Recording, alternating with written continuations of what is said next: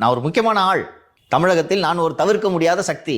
தமிழகத்தில் இருக்கக்கூடிய அத்தனை அரசியல் கட்சிகளும் நேரிலோ தொலைபேசியிலோ என்னை தொடர்பு கொண்டு நலம் விசாரிக்கிறார்கள்ன்றது ஐயாவுக்கு சந்தோஷம். அதை பகிர்ந்துக்கிறாரு. அடிப்படை பண்பு கூட தெரியல, இது ஒரு ரொம்ப பெரிய கட்சின்றீங்கன்றதான் ஐயா சொன்னதுக்கான பொருள். எங்க அண்ணனே போயிருக்காரு, இவர் போகாம. நாளை இந்த நிலத்தை ஆளப்போகும் அதிபரே சென்றிருக்கிறார். சார் இதில் 2 விஷயம் பார்க்கலாம்ல சார். ஒன்று தாவேக்கா புது கட்சி, இன்னொன்று கரூர் விவகாரத்தில் அவங்க வருத்தத்தில் இருக்காங்க அப்படி சொல்லிட்டு விட்டு போயிருக்கலாம்ல சார். அதை எப்படி விட முடியும்? உங்களுக்கு அரசியல் தெரியலன்றத ஒரு சீரியஸாக அவரோட அனுபவத்தின் அடிப்படையில் உங்களுக்கு அரசியல் தெரியலன்றதை சுட்டி காட்டுறாரு. இப்போ நீங்கள் போய் ஐயா நல்லா இருக்கீங்களா, என்ன சொன்னாங்க மருத்துவர்னு கேட்கறதுனால அவர் ஐயா எஞ்சி 8வது மாடிலேருந்து படியிலே இறங்கி ஓடி வர போகிறது இல்லை. இப்போ போய் முதலமைச்சர் எடப்பாடி பழனிசாமி சந்திச்சோன்னே அவர் என்ன கிடுன்னு வர போறாரு.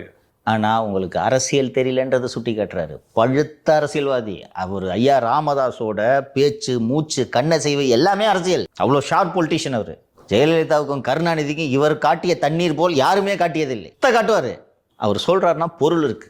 ஒருவேளை ஐயாவோட உதவியெல்லாம் எடுத்துக்கிட்டா கூட நல்ல முறையில் திரு விஜய்க்கு அறிவுரை வழங்குவாரா? ரொம்ப சரியா சொன்னீங்க.